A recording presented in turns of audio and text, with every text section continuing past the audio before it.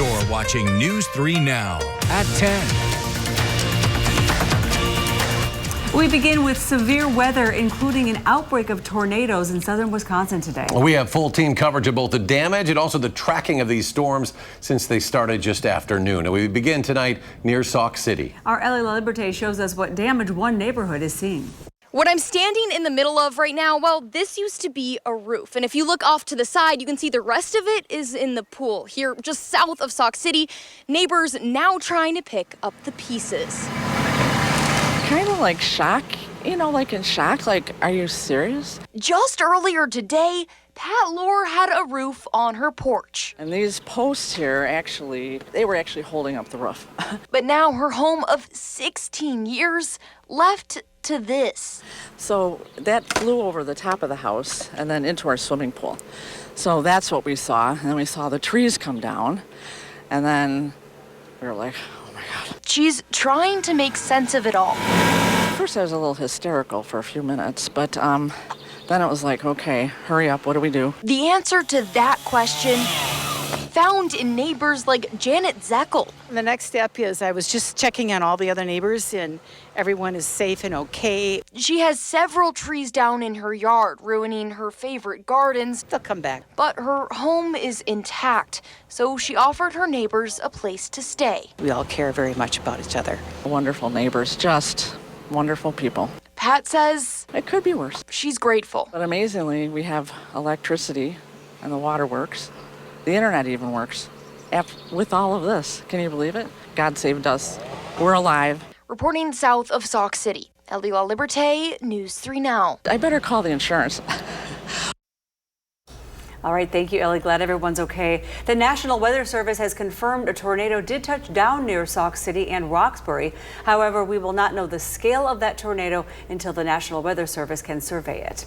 And we continue our coverage of today's severe weather in Dodgeville. And that's where our Tadeja Shaw has been reporting since the storm hit the area. She talked to a family with major damage right in their front yard. Take a look at this tree destroyed by the root after the storms Wednesday. You can see here that it almost hit what looks like a tiny home or a barn.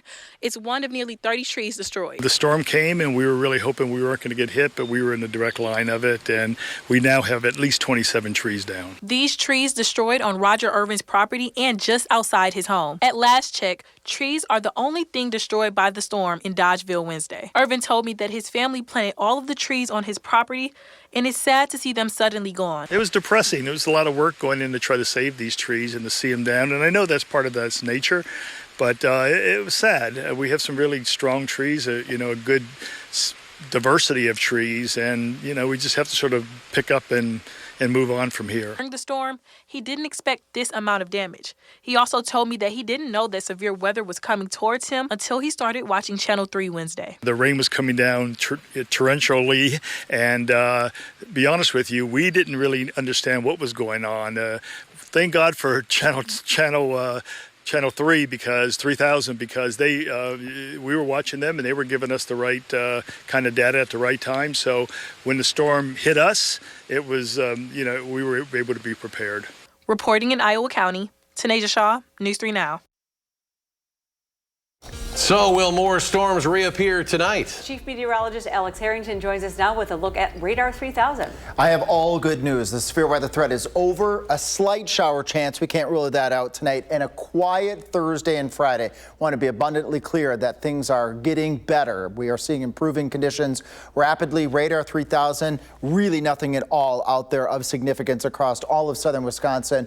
What a change just a few hours makes after an unprecedented afternoon of 4 hours of wall-to-wall coverage with numerous tornado warnings. Future Track also supporting not seeing any additional showers or thunderstorms tonight outside of that slight chance perhaps of a shower. So all certainly good news. In a few minutes, I'll be right back. We're going to talk more about this unprecedented severe weather event, including this family that you see here of tornado warnings. I'm going to explain why today's storms materialized into this family of tornadoes. That's coming up in a few minutes. You want to check that out.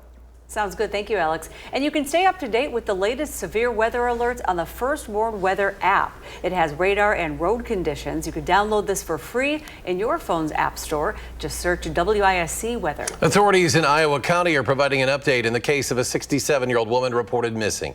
Monday, Dorinda Segebrecht went missing from her Dodgeville home. In the days since, a vehicle belonging to Dorinda was spotted in Lincoln, Nebraska. Authorities there tried to stop it, but were led in a pursuit. The vehicle later crashed and a suspect took off. Inside, authorities found a woman dead in the back seat, saying evidence shows she died before the crash. Police in Lincoln say they are still working to confirm a positive identification. Investigative teams are not just responding to a crime. We're responding to a moment that has shaken the soul of our county. This was a random act of violence. A suspect, 23-year-old Gavin Thompson of Dodgeville, has been taken into custody by Nebraska authorities. The Iowa County Sheriff also saying several representatives are on their way to Lincoln to help authorities there in this ongoing investigation. The Adams County Sheriff's Office is investigating the death of a baby found unresponsive at a home earlier this month. Sheriff Brent York says the 5-week-old was found unresponsive July 5th and was taken later to UW Children's Hospital in Madison. The infant died at the hospital July 9th, prompting a formal investigation. No further information has been released, and this investigation is ongoing. New video is released after a 69-year-old woman is recovering from a recent black bear attack. The woman was mauled on Saturday while she was outside with her dogs up in Barron County. The Cumberland Police Department has released new body camera video of the aftermath, and you could hear an officer talking with paramedics about his attempt to shoot the bear. According to officials, that bear remains on the loose. The Department of Natural Resources says if the bear is caught, it will be euthanized. President Trump is taking new steps in the fight against illegal fentanyl trafficking. Today, the president signed the Halt All Legal Trafficking of Fentanyl Act into law. This permanently classifies all fentanyl-related substances as Schedule I narcotics. The bill was backed by both Republicans and Democrats and also targets counterfeit versions of the drug. President Trump doubling down on tariffs. Economists say businesses and consumers are paying the price. The president plans to impose tariffs on pharmaceuticals at the end of July, as well as a 19% tariff on Indonesian goods, despite increasing inflation. Rates are up 0.3% between May and June on inflation, but the president continues to push for more domestic manufacturing. Economists warn that could also cost American businesses time and money. Most of these retailers have very, very small margins. So I think eventually the prices do come to the consumers. Economists say if tariffs continue to rise, inflation could surpass 3%. The Madison Common Council unanimously approved 3 housing proposals. The first will streamline downtown zoning rules for better alignment with other parts of the city. The second lets more property owners with deep residential lots split their lots to help create more homes. And the third will allow 2 units of housing on any residentially zoned lots to create more duplexes. A longtime Madisonian keeping the essence of Paul's Bookstore alive. It's been roughly 5 months since this chapter closed on the shop at 670 State Street. But before getting to that page, book lover August McGinnity Wake, or Augie, just wanted to help Paul's Bookstore live on. So before they closed for good in February, he brought 2 whole sections and put them in his basement. They gave me a price that allows me to do this and make my money back. They also threw in a bunch of stuff. They threw in these bookshelves. They're great bookshelves, and they threw in a bunch of bookends, like stuff you don't know you need until you need it. Augie sells books online through eBay and his Instagram page, Augie's Books, where you can also message him to ask about coming by to browse his new basement bookstore. Well, this week's Concerts on the Square has been pushed back to tomorrow to avoid a washout. It will now be held at 7 p.m. tomorrow. This week's Concerts on the Square is Mozart and Mahler and will feature performances from harpist Joanna Weinholtz and WCO principal flutist Brandon LePage. Just like on regular concert days, you can begin setting out those blankets on the King Street corner at 3 p.m. and on the street that will open up at 5 p.m. Coming up on News 3 Now at 10, a major shakeup underway at the Department of Health and Human Services. And Wall Street has its eyes set on Washington, D.C., the recent discussions over firing the Federal Reserve Chair.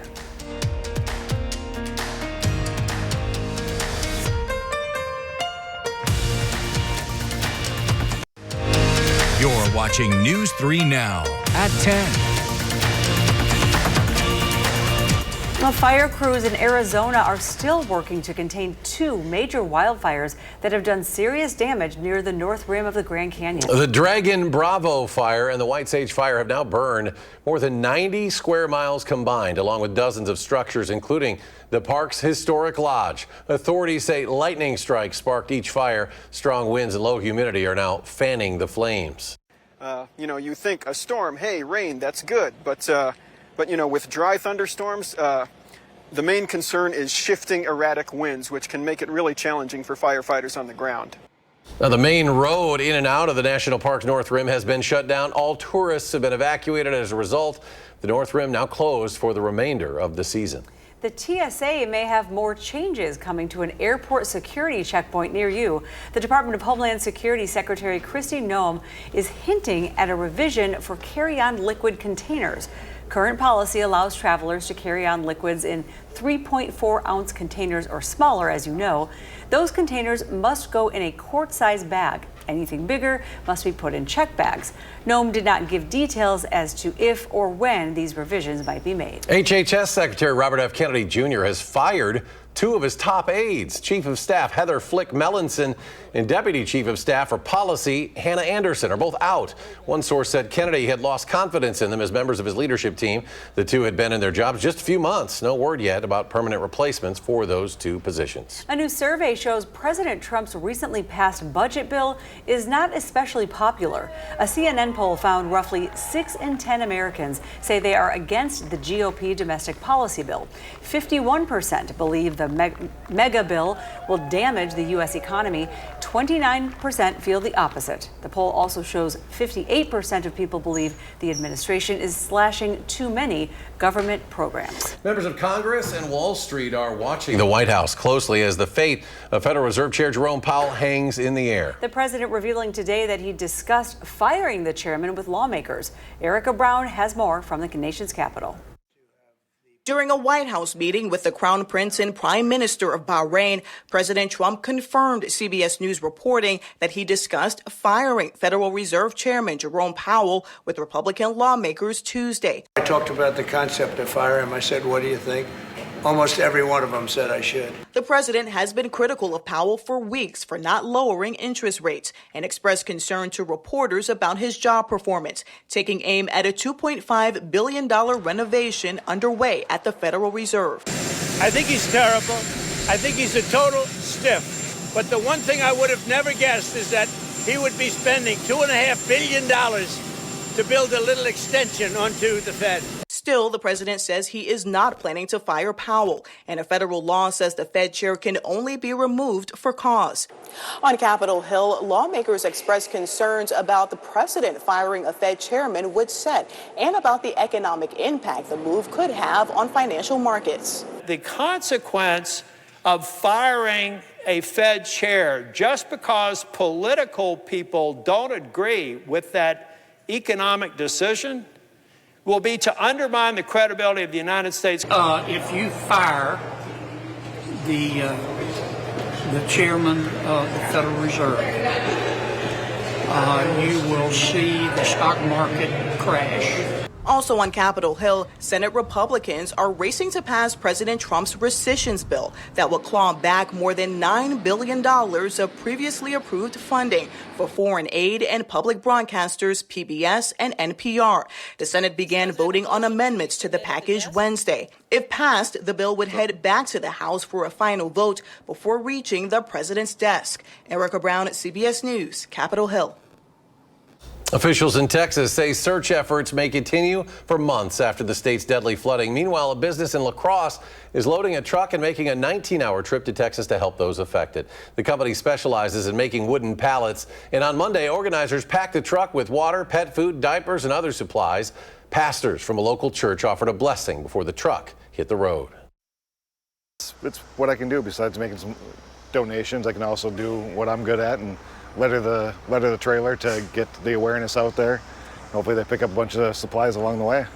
So far, flooding has killed over 130 people, with more than 100 still missing. Well, we had alert day conditions moving through southern Wisconsin this evening, but more pleasant weather on the way. Chief Meteorologist Alex Harrington with more on some cooler conditions tomorrow, Alex. Yeah, indeed. As we moved into Thursday, how about some good news for a change here? Temperature starting off right around 70 as we move into the Concerts on the Square time frame. Showtime at 7 o'clock, 69 degrees.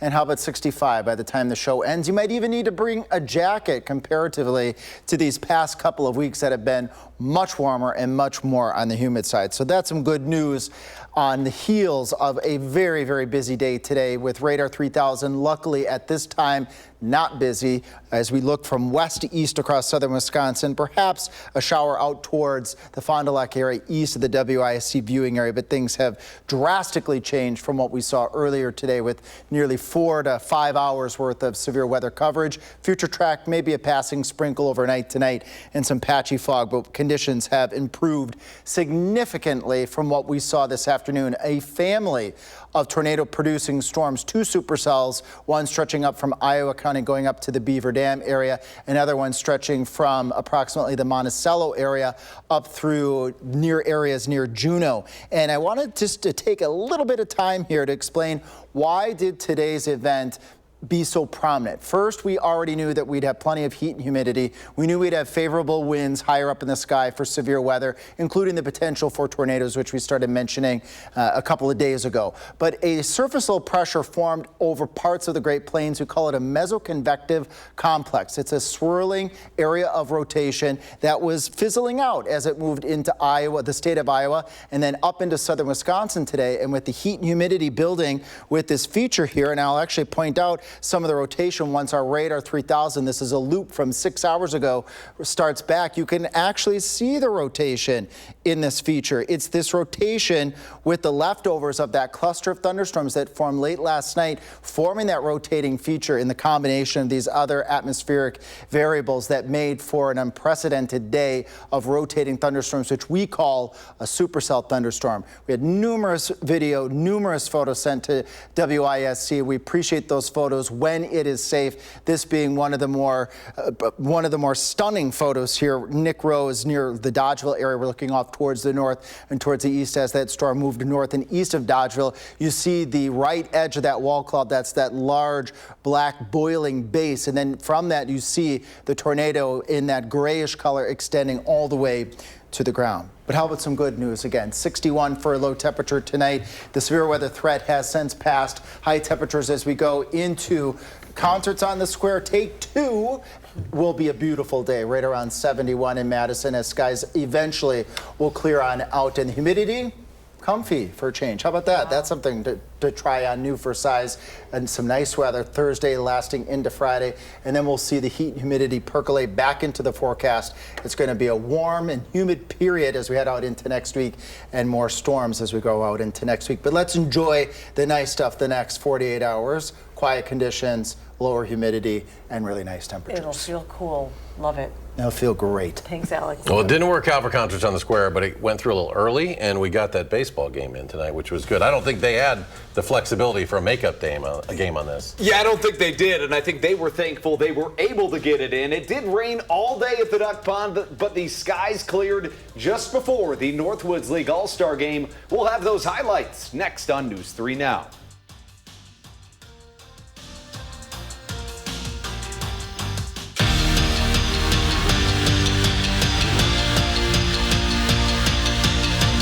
What were you doing back in 2012? Well, if you can't remember, that's fine, because I can tell you what the Madison Mallards were doing hosting the Northwoods League All-Star Game. And tonight, for the first time since, they did the same. A packed crowd at the Duck Pond behind last night's Home Run Challenge champion, Mikey Bell. The Great Lakes leading 1-0 in the fourth, but not for long. Ethan Surowick, a member of the Duluth Huskies, hits a no-doubter that was the difference maker. The Great Plains goes on to win it by a run, 3-2, the final score.